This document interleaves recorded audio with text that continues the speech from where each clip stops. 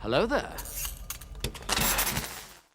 Now, judging by the clothing I'm wearing, you guys can probably tell that I'm recording episode 4 and episode 5 of Better Call Saul back to back, because indeed I am. What's going on, guys? My name is Elie Moses, a 23-year-old law and film student here in Sydney, Australia, shooting his shot, baby, and also enjoying the heck out of the series Better Call Saul. I am watching this for the first time following finishing Breaking Bad today. We are up to episode 5, titled Alpine Shepherd Boy. Let's get into the reaction. Let's waste no more time. Let's smash this thing. Let's go.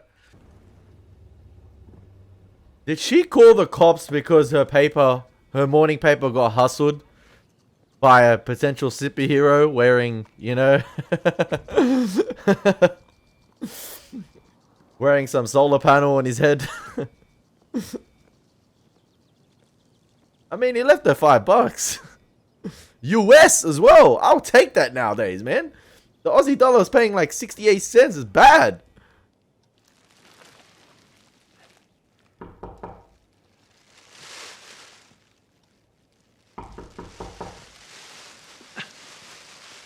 My guy looking like the villain in Scooby-Doo 2 Mystery Incorporated.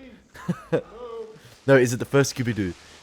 I know it was one of them with the foil. I can't remember. Oh. Look, we know you're in there. You're casting a shadow through your peephole. All You know we what? want to do is talk. Would you please open the door? These cops are... I'd prefer not to, officers. Sir, come on and open up. I've left $5. The cover price is 50 cents. Did your neighbor consent to sell you her paper? She...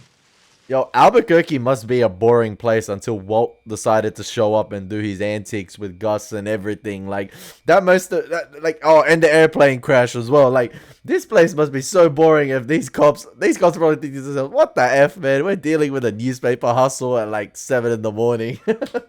isn't... Officer, let's talk about something called probable cause.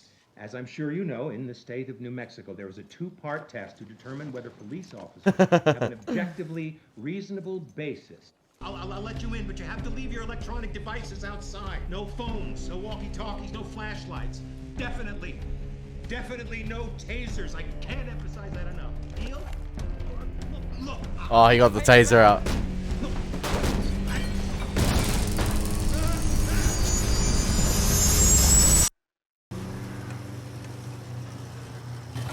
I like how we get to see more of Albuquerque, New Mexico in this show as well. This guy's got a nice looking estate right here.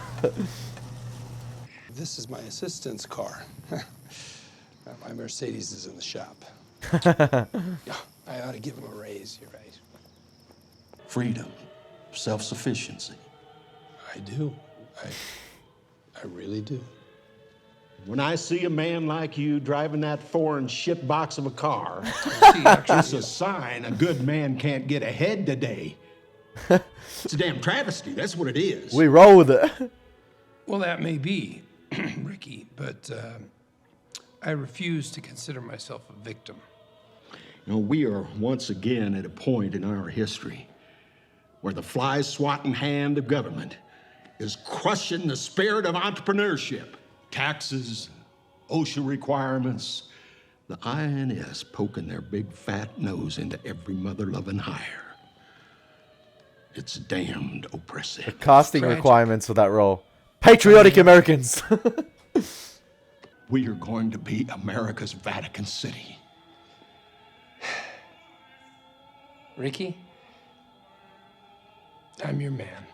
Oh my gosh, he went for it. Yeah, let's do this. Let's show them all. I was like, there are boundaries to this, man. We are doing this! There's ludicrous and then there's ludicrous. Now, it's not going to be easy, sir. I mean, the government is going to fight us tooth and nail. We could end up in the Supreme Court. I'm talking thousands of man-hours. I mean, years of effort. And I say bring them on. Let's talk turkey. What's your rate? $450 an hour. Okay, that's all right. The hell with hourly. I want you on retainer. How about 1 million even? 500 up front and 500 when we're done. $1 million. That seems fair. Would you like that in cash?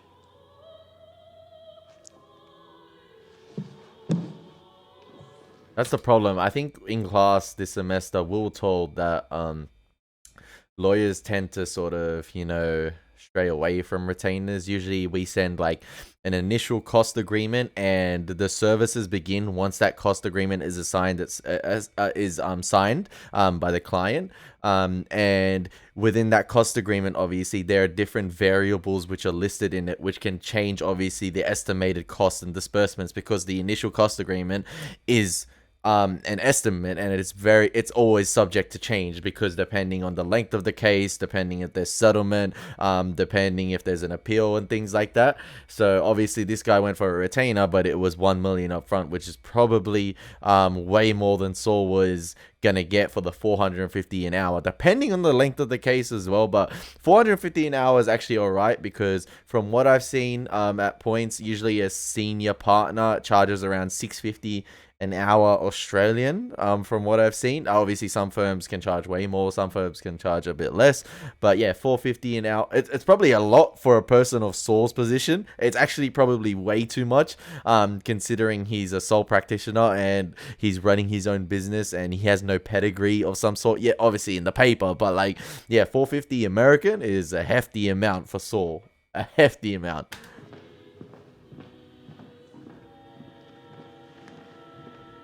Like, this is daylight robbery right here. He's even laughing.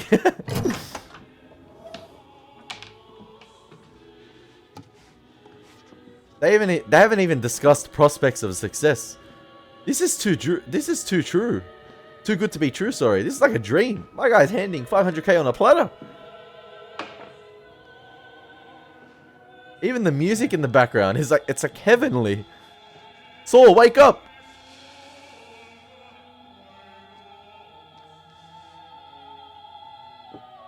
Oh, that's the problem. Tax-free and backed by the full faith and credit of the sovereign Sandia Republic. Okay, it's not a dream. It's, Son, you are getting in on the ground floor. We want the Benjamins, man. Not this fat guy. Yeah, we get out of here. If this is going to be an episode of Saul doing his day-to-day... Mr. McGill, hi. Thanks so much for coming. Roland J. Cox. Roland. hey, Roland. Great to meet you. You can call me Jimmy. Jimmy, absolutely. Hello. Please, come on in. Oh, well, thank you. God, what was it like climbing that billboard? Must have been pretty scary, huh? Business is Gotta okay eat help, after the that's billboard all. incident. So what do we got? I feel silly asking this, but before I show you my invention, would you mind signing a non-disclosure agreement? You got it. No problem. You know, I have a feeling the type of clients Saul's going to attract from his antics last episode aren't going to be the type of clients he wants with the way this episode is going thus far. These are not the type of people HH&M would act for. And Saul's going to probably notice that real quick. That sort of his decision and his antics to become the hero of Albuquerque backfired. It's my idea of a lifetime. If Fisher Price or Play School ever got their hands on this. No worries.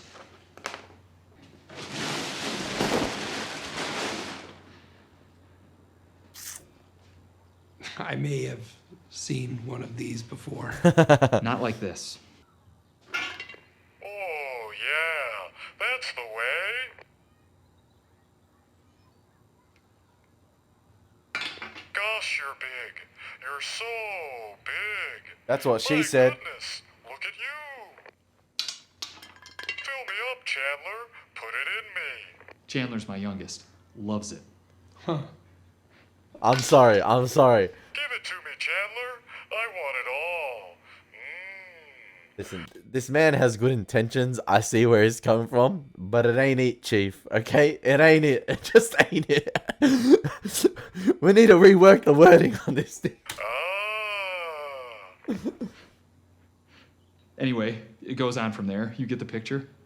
Yeah. Oh, I got quite a few pictures, alright? Yeah. So, what do you think?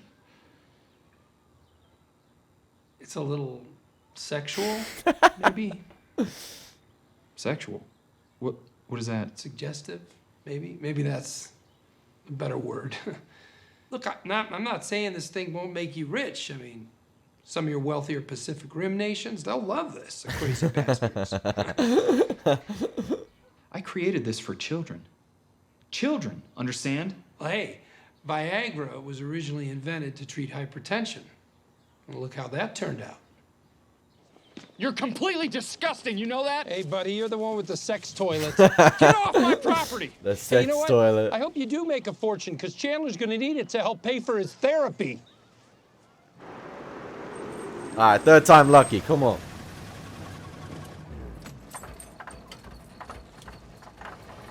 You know what the trademark shot in this show is? It's a long wide shot from across the street. It uses it so many times. You had Saul on the payphone. You had Saul with his sort of the guy he was setting up at the beginning of last episode, and you have it just now. It's used it multiple times, but those are just a few examples that pop into mind.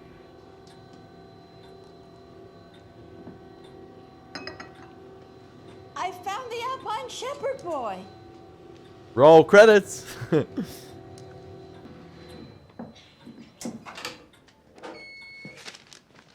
No, you just stay put. I'll be right over.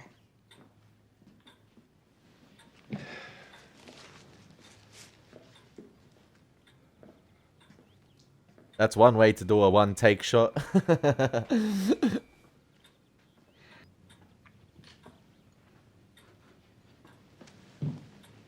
This case, I can tell it doesn't have any merit. I don't care if no words have come out of her mouth. I'm fine. Now, the shepherd boy Hummel, that's going to go to your nephew Clarence? As long as he finishes college. Oh, it's an estate. If he drops out, it goes to my niece Raylene. Succession. But then Raylene doesn't get the The girl. girl with the geese. Yeah, no, then that would go to your cousin Helen, so long as she never remarries Frederick. Exactly. Yeah. It's the And most no complex matter will what, I've heard. I want the toe-headed twins to go to Reverend Lawrence's grandson. Lute-playing angel, because he was in the choir. Very sharp, Mr. McGill. And here I thought all lawyers were idiots. No, only half of us are idiots. The other half are crooks. Now, my fee is $140. 140. I'll gladly accept 70 today and 70 when I come back with the completed documents. This is sad.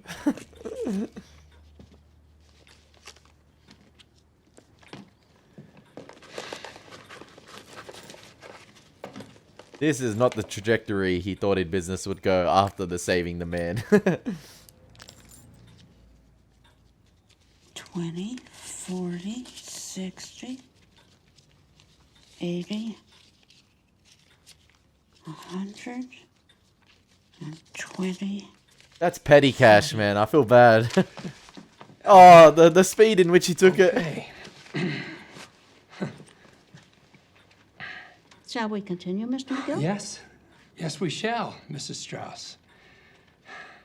Put it on the nail, not the skin. I can't help it if your toes are too small. They should all be the same size. Size of the big toe. That one I can do. These guys feel like they've been friends since preschool. So, how's it go again? Oh, you're huge, Chandler. You're a big, big boy. Oh, where does it end? Oh, don't stop, Chandler. Don't stop. Oh, here it comes. Oh, what is that? Is that a piece of corn? No. Did you eat corn, Chandler? Is that a disgusting. niblet I see, Chandler? No. Too much? Hey, good times. Even your lousy days are more interesting than my good ones. Yeah, well, we should definitely do something about that. Seriously, don't ever try to make a living at this. Stick with the law. Yeah, because I'm really lighting the world on fire in that department.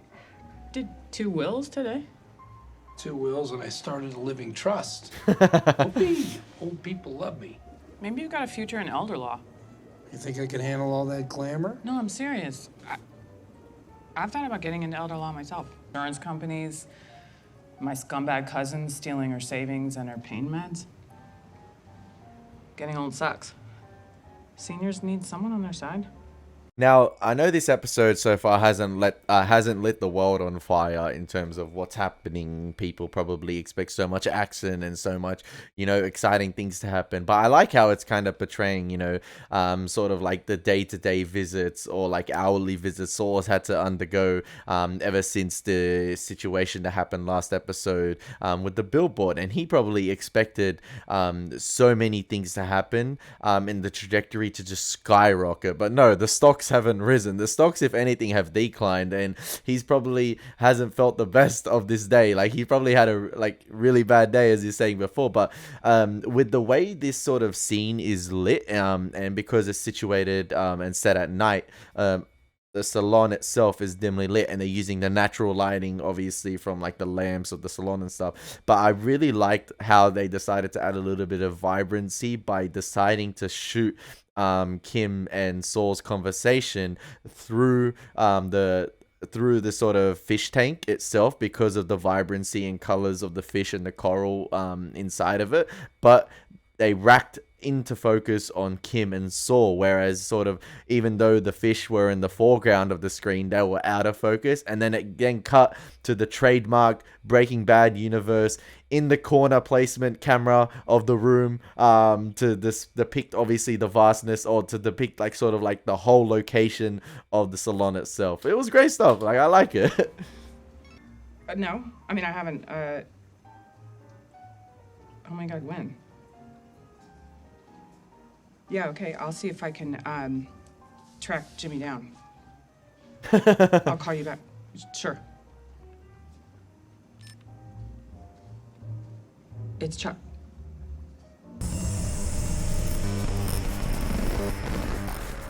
I feel like I'm watching Into the Spider-Verse at the moment with all the distorted imagery and sounds. Hey, can you talk to me? Jim, Jesus Christ, these sons of bitches. Hey, sir. Hey, Let's go. Hey, Edwin, hold on a second, Edwin, sir. Are you ready to calm down now? Yes, his name is Jimmy, and yes, he is gonna calm down. I need you to say the words, Jimmy. I need to hear it from you. I'm calm, okay? Calm. Edwin, why don't you go wait in the hallway? I'll call if we need to. Yo, Edwin was ready to scrap. He needed some action today. So, tell me about the electricity. Yeah, look, I know how it sounds, but it's real. Oh, shit. My phone, stuff, anything with a battery in it. He can't have it near him. Oh, so it's something to do with magnets as well. Just my phone. Okay, that's it. Thanks.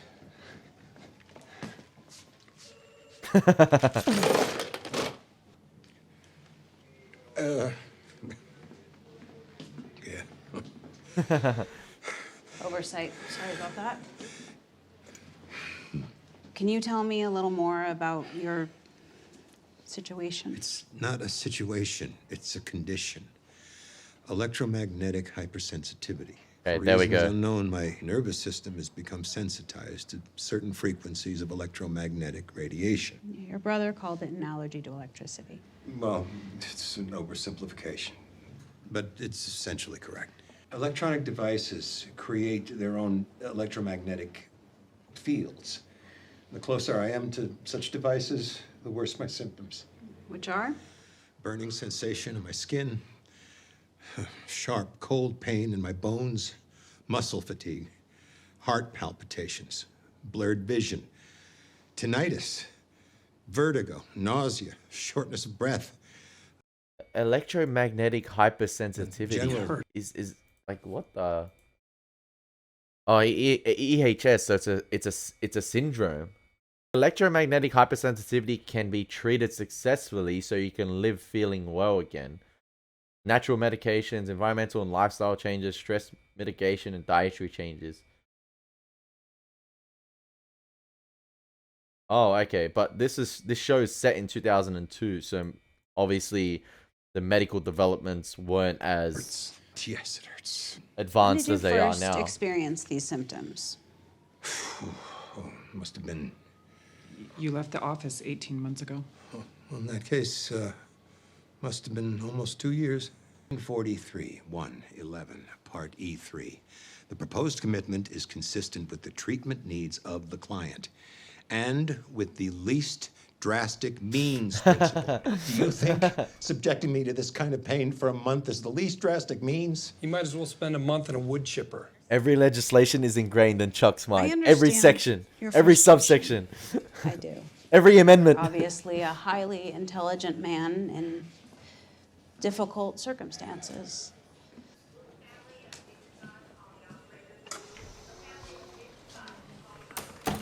That was a dirty trick. That wasn't a trick, it was a demonstration. This allergy to electricity isn't real. It's a manifestation of something deeper. I'm not saying it's 100% real, okay? But Chuck is smarter than you and me put together. So we're not talking him out of this. And I'm not sending him to a rubber room. No. You have the power to help your brother, truly help him. Ignoring this won't make it go away.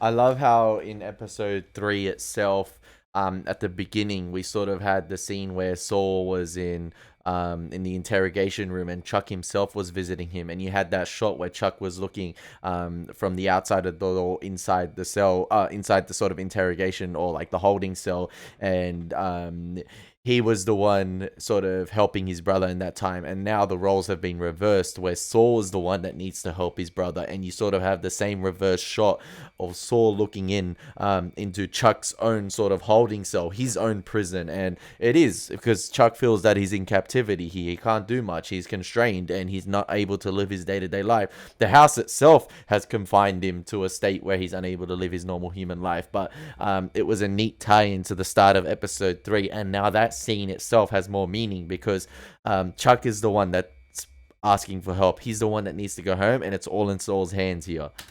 What would you do? All I know is he needs help. He needs to be the hero brother. Not the hero for Albuquerque, a hero to his brother. Untie him. I'm getting him out of here. I've had it too many times. You think this is the return of Slippin' Jimmy, but it's not.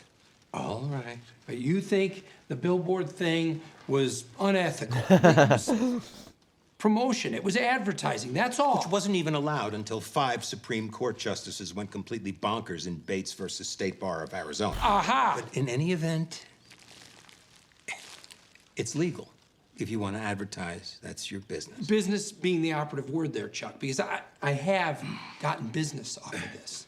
This whole show is gonna freaking remind me of ethics, law, and justice. In one of my first few subjects, it was compulsory to do. It's going to remind me of that, you know, what's legal, what's ethical, and things like that. It's going to question that a lot. And I have never seen Suits, just a quote, I've never seen Suits because I remember each law tutor, each law class I went to at the beginning of each semester, the first ever class, they would always mention that show and say it is the worst interpretation ever of what you think law is. Like, and that probably turned me off seeing the show because I didn't want it to affect the way I viewed the law from actually studying it. I didn't want it to be this sort of like fanciful approach to law, and that's why I've never seen Suits. It might be a fantastic show, you never know, but like I just never want to watch it because I know what the real world like is in terms of law thus far. I haven't experienced everything in law. I'm still young. I'm not even admitted yet, and do I want to be admitted in the future? We'll see. It's not my path. It's not what I really want to do. My goal was the film industry, and saying that now, we never know what will happen. I don't like saying things like that, but it is what it is. We'll see what happens, but I want to get my degree done. But yeah, my passion is film and things like that, but I think I've seen enough, or I've seen enough of the legal industry to know it's definitely not like Suits in terms of like what I've been told in terms of it glorifies law. Legit business, wills, trusts. I'm kind of starting to specialize in elder law. Elder law. The things the elderly have to deal with. I mean, you know, relatives coming after their savings, telemarketers, reverse mortgage scams. I mean, getting old sucks. Seniors need someone on their side, so you're looking at them. Okay. We'll see. Where you As soon going? as Saul reassured him, he Someone's sort gonna of make that coffee. he sort of became better. And I wonder if it's like whenever Slip and Jimmy is back into the fray, or Chuck thinks Slip and Jimmy is back into the fray, his condition I'm sure worsens. the truth will come out, if indeed that's what we're all interested in. Single-breasted, light blue or cream. He's not studying the case, he's studying the attire.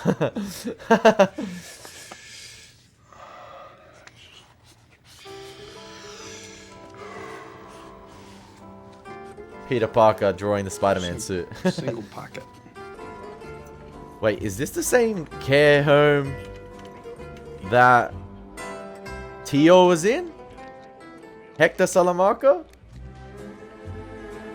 Is that an Easter egg right here? Or that he ends up being in? I'm trying to look for him, but he might be still in his cartel days at the moment. Nah, you're not gonna get the kick out of the law by representing the elders. Sorry, elders, but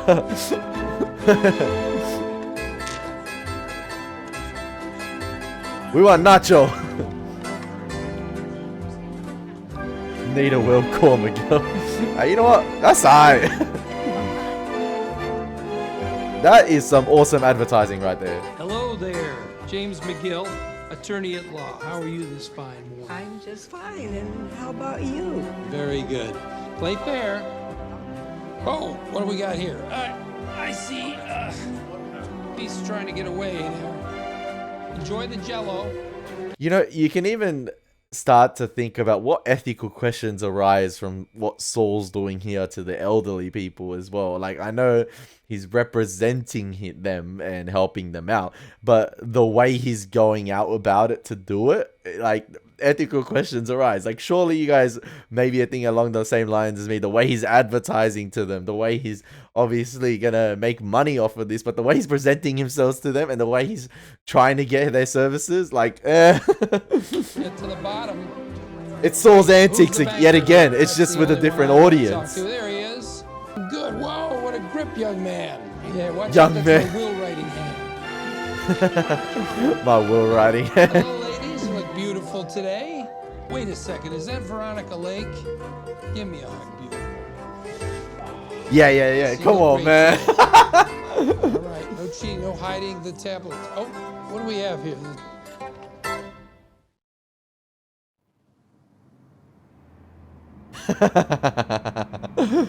There's something about Mike being the car park operator. There That's he is, the man in the booth. John Wilkes Booth, Booth Tarkington.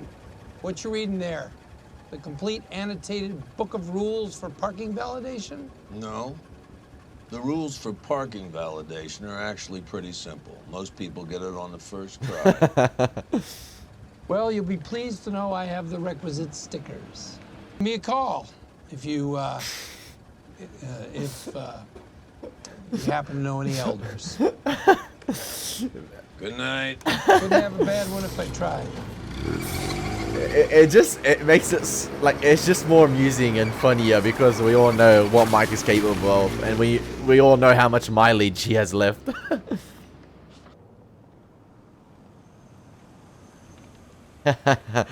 I know who's in that car. That looked like Nacho. It looked like Nacho. It did look like Nacho. I know it was like an extreme long shot right there and his face was obscured kinda, but it looked like Nacho.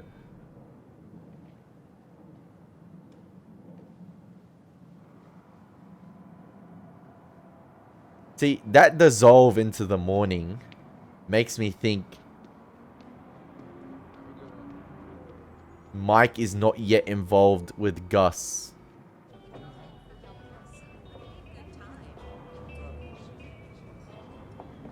Or he possibly is, but he allocates the right time for those services.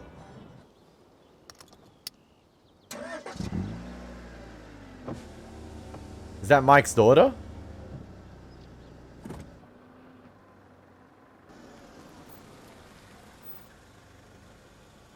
I recognize that actress.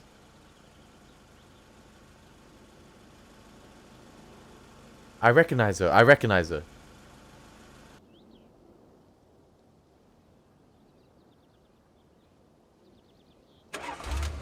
Interesting how the shift towards the towards the end of the episode, it began to shift focus onto Mike a little bit.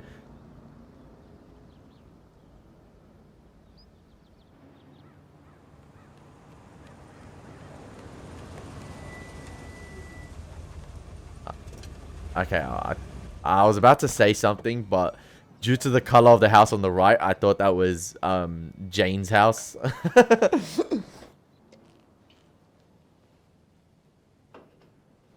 Kaylee hasn't been born yet, so there's no incentive for Mike to go and make some money. But I hate how it ended with Kaylee, man. She never got her money, man. She was set.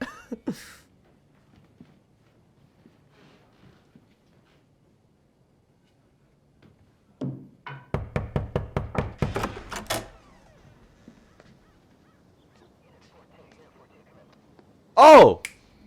I recognize him. He's in, A long way from home, aren't you? You and me both.